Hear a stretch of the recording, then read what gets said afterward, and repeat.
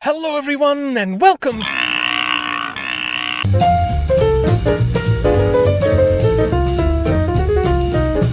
This is Africa, and here's Mozambique. Now let's take a peek, shall we? The ancestors of the people of modern Mozambique migrated into the region back around the time of ancient Rome. The new arrivals spread through the vast stretches of varied landscape and developed into different tribes, farming, hunting, and herding cattle. By medieval times, Mozambique's pallid shores bustled with trade as part of the Muslim-dominated Swahili coast, as numerous kingdoms sprang up and lodged themselves into the commercial network. One such kingdom was Mozambique, rich in gold and ivory, which had attained its zenith in power when, in 1498, the ships of Portugal were spied from the beach. These were the vessels of Vasco da Gama, who was on his history-changing way to India. East Africa made a nice rest stop, and it wasn't long before the Portuguese began making themselves at home, grabbing land, setting up bases along the banks of the Zambezi River, and fighting the Arabs for control of trade. And while they fought, the Mozambicans suffered, many enslaved and sold by Arabs in the Indian Ocean slave trade and by the Portuguese,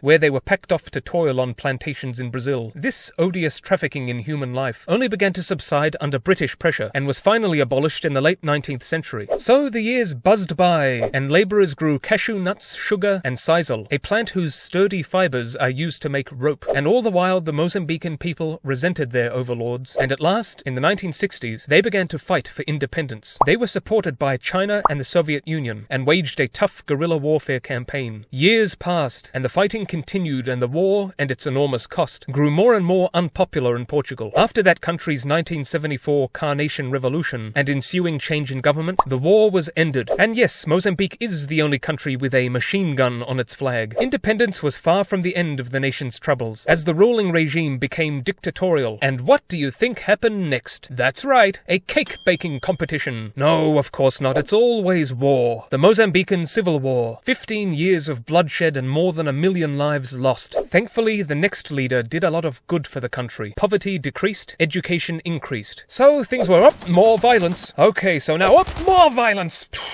Anyway, Mozambique today, though it has enjoyed plentiful improvements in some respects, still faces manifold challenges and lingers low on the Human Development Index. Hopefully things turn around and this scenic country and its people benefit from its bountiful resources and experience happier times in the years ahead. So that's it for Mozambique, and that's all from me for now. Bye-bye!